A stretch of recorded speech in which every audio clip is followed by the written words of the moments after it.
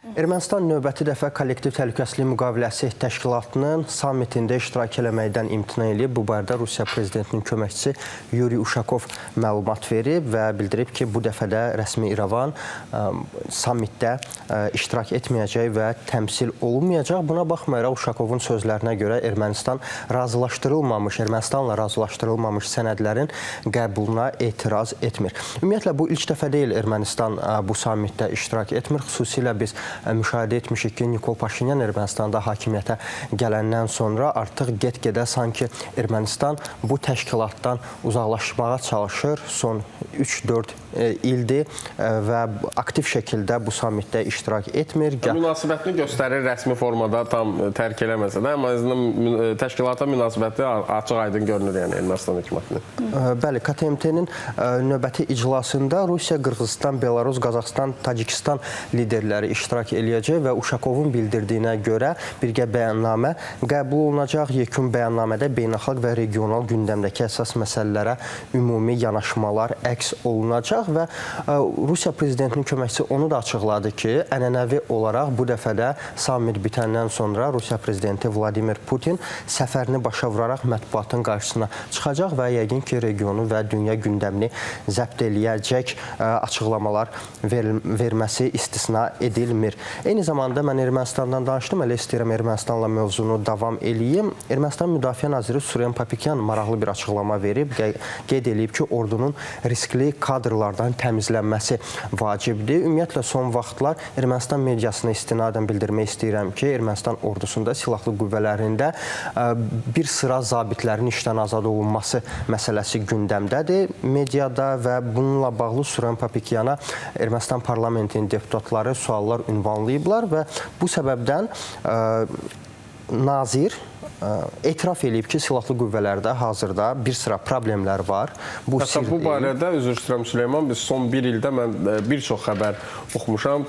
X sosial şəbəkəsində, hətta səhv eləmirəmsə, bu məsələ ilə bağlı elə Ermənistan baş naziri Nikol Paşinyanın da bir neçə ay əvvəl və bir il əvvəl ola bilər, tam yadımda deyil, açıqlamalar oldu. Elə baş nazir özü də bu barədə deyirdi ki, orduda bəzi problemlər var, hətta bizə tabi olmayan başqa, belə deyək, təsirlər altında olan zabitlər var. Yəni, bu məsələ artıq Ermənistan cəmiyyətində səhv eləmirəmsə bir ildir müzakirə olunur. Və əgər Suren Papikyan, müdafiə naziri, indi belə bu açıqlamanı verirsə, biz buradan çıxış eləyərək, bu açıqlamadan çıxış eləyərək deyə bilərik ki, Ermənistan ordusunda hələ də bu problemlər aradan qalxmayıb və davam eləyir. Məhz bu səbəbdən Suren Papikyan deyir ki, riskli insanlardan qurtulmaq lazımdır və hazırda bu proses davam eləyir. Amma riskli insanlar altında kimi nəzərdə tutur, açıq şəkildə bildirmədi, amma yəqin ki, analitiklərin şərhlərinə biz diqqət yetirsək, aşağı-yuxarı bəlli olur kimi və yaxud da kimləri nəzərdə tutur Ermənistanın müdafiə naziri.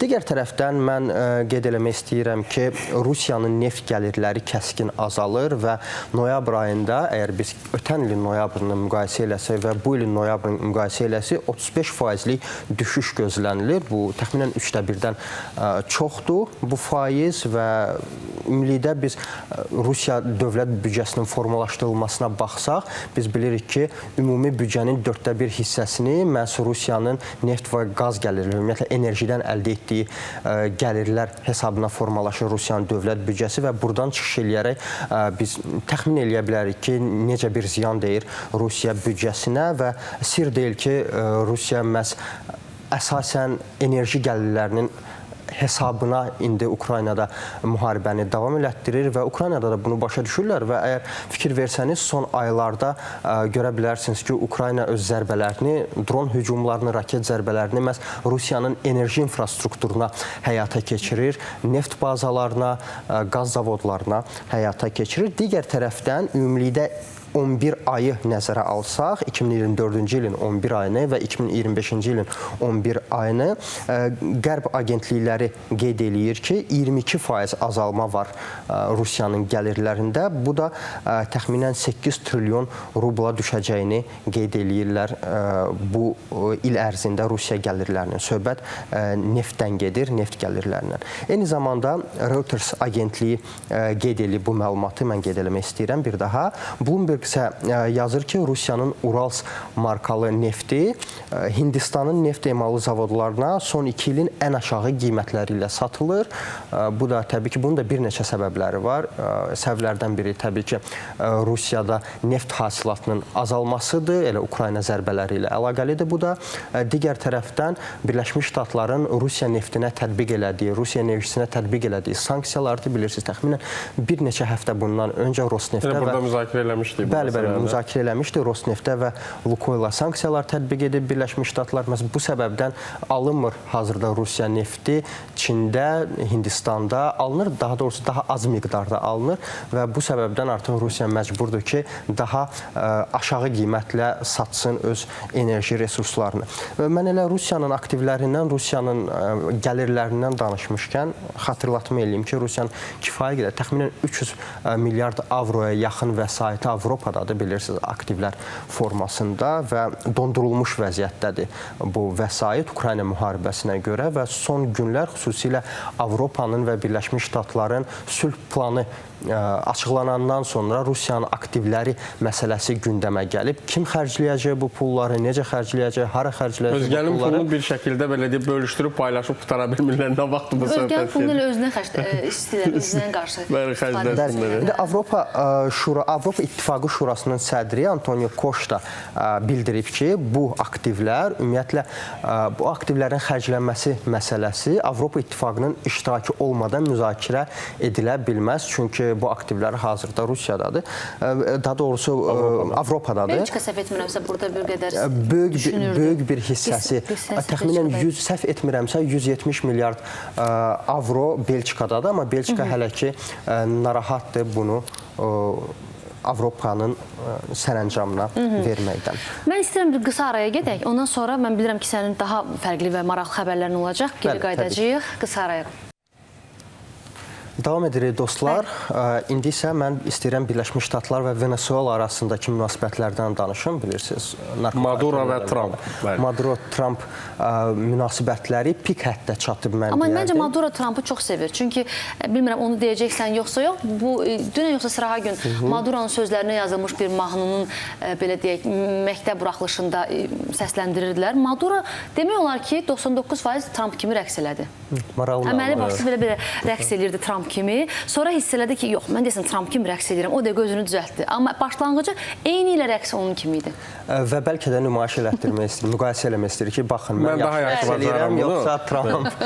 Mən daha yaxşı bacarıram, yoxsa Trump. Amma qeyd eləmək istəyirəm ki, Birləşmiş Ştatlar Maduronu xarici terror təşkilatının üzvü kimi tanıyıb bu arada. Birləşmiş Ştatların Maliyyə Nazirliyi Venezuela prezidentini və onun tərəfdaşlarını xarici terror təşkilatının üzvləri kimi tanıdığı sənədi rəsmi şəkildə elan eləyib. Bu da biraz artıq yəni hərbi müdaxilənin belə deyək əsaslarını artırmaq üçün bəlkə də atılan addımlardır. Mən onsuz da o keçən müzakirə 16 min şəxsi heyəti eşidəndə dedim aydındır.